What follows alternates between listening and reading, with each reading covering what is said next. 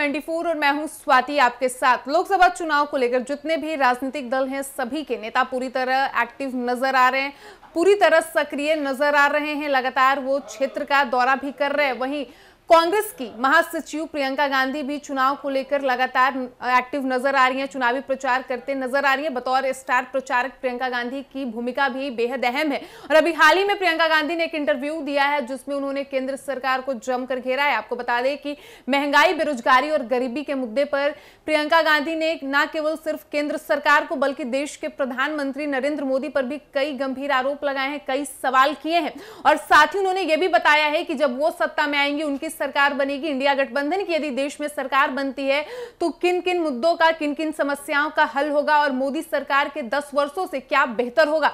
तो चलिए एक नजर पूरी खबर पर डालते हैं।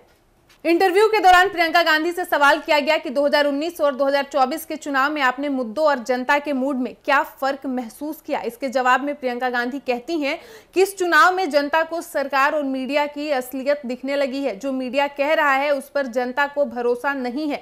सरकार का 10 वर्षों का प्रदर्शन सामने है। जनता देख रही है कि टीवी और मीडिया मोदी सरकार की कोई दूसरी छवि गढ़ रहा है, लेकिन वास्तविकता है कि युवाओं को भयंकर बेरोजगारी से जूझना पड़ रहा है। लोग महंगाई से पीस रहे हैं।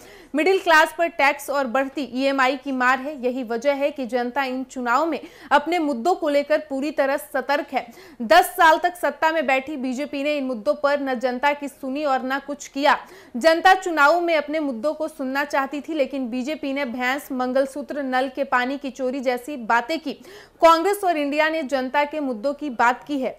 वहीं प्रियंका गांधी से जब राहुल गांधी के भारत जोड़ो यात्रा को लेकर सवाल किया गया तो उन्होंने कहा कि राहुल गांधी की यात्रा जनता से जुड़ने का एक बड़ा आंदोलन था, एक प्रयास था कि जनता के बीच जाया जाए, उनकी समस्याओं को समझे और उनकी आवाज बने। साथ ही साथ बीजेपी की बांटने वाली राजनीति के दौर में प्रेम, एकता, मेलजोल का संदेश उनके बीच फैलाएं। यात्रा ने पार्टी और राहुल गांधी में नई ऊर्जा का संचार किया। हमारा फोकस और केंद्रित हुआ कि हमें जनता के मुद्दों को उठाते रहना है क्योंकि जनता बहुत कष्ट में है। मेरे जहन में इसकी सबसे बड़ी भूमिका यह है कि जनता में जो असंतोष का अंडरकरेंट था उसे उभारने का बड़ा काम इस यात्रा ने किया। नरेंद्र मोदी की तानाशाही ने जनता की आवाज को दबाया था, वो अब देश भर में गूंज रही है। वहीं धर्म को लेकर जब उनसे सवाल किया गया कि बीजेपी लगातार हिंदुत्व की बात करती है, जिस पर उन्होंने कहा कि मुझे धर्म और राष्ट्रवाद पर उनका काउंटर करने की जरूरत नहीं है। मेरे परिवार के सदस्यों ने इस देश के लिए अपना खून बहाया है। बीजेपी के नेताओं से हमें देशभक्ति का सर्टिफिकेट लेने की जरूरत नहीं है और ना ही कभी होगी। नेता धर्म जनता की सेवा होता है। इस धर्म को हम आजीवन निभाएंगे। भगवान राम से लेकर हर हिंदू धर्मगुरु और महात्मा ने यही सीख दी है। वैसे भी इन दोनों विषयों पर बीजेपी के विचार खोखले हैं। सत्ता के लिए धर्म का राजनीतिक इस्तेमाल करना और समाज में अपना स्वार्थ साधने के लिए अलगाव फैलाना अधर्म होता है।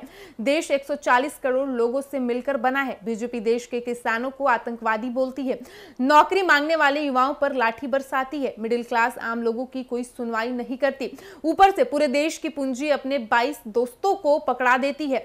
वो इलेक्टोरल बॉन्ड, चुनावी वादों के विषय में देश के 140 करोड़ लोगों से विश्वासघात करती है। चुनी हुई सरकारें धन बल से गिराती है।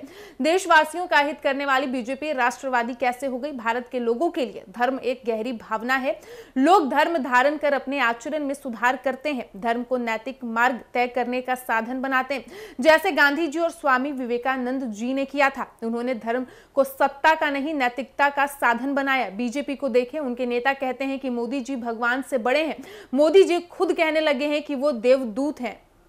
तो जैसा कि आपने सुना, कांग्रेस की महासचिव प्रियंका गांधी ने भी हाल ही में एक इंटरव्यू दिया जिसमें उन्होंने महंगाई, बेरोजगारी, गरीबी जैसे तमाम मुद्दों पर केंद्र सरकार और देश के प्रधानमंत्री नरेंद्र मोदी से सवाल उठाया, उन पर निशाना भी साधा। उन्होंने कहा कि मोदी सरकार ने युवाओं को बेरोजगारी दी है और युवा आज बेरोजगारी से जूझ रहे हैं, लोग महंगाई में पीस रहे हैं। 10 वर्षों से मोदी सरकार ने जनता की एक बात नहीं सुनी और ना ही उनके लिए कुछ किया है। पिछले 10 वर्षों से देश में नरेंद्र मोदी की सरकार है और नरेंद्र मोदी की तानाशाही कहीं ना कहीं जनता का आवाज को दबाया है, लेकिन अब उसका शोर पूरे देश में गूंज रहा है। राहुल गांधी ने जब भारत जोड़ो यात्रा की तो लोगों की समस्याओं को सुना और हम ये विश्वास दिलाते हैं कि जब हम सत्ता में आएंगे तो इन तमाम समस्याओं पर काम होगा और इसका समाधान निकलेगा। फिलहाल इस वक्त की खबर में इतना ही और ऐसे ही तमाम खबरों के लिए बने रहिए हमारे साथ। वीडियो पसंद आया हो तो वीडियो को लाइक करें, शेयर करें, साथ ही हमारे यूट्यूब चैनल एक न्यूज 24 को सब्सक्राइब कर ले। यदि आप हमें फेसबुक पर देख पा रहे हैं तो हमारे फेसबुक पेज को भी फॉलो करें। धन्यवाद।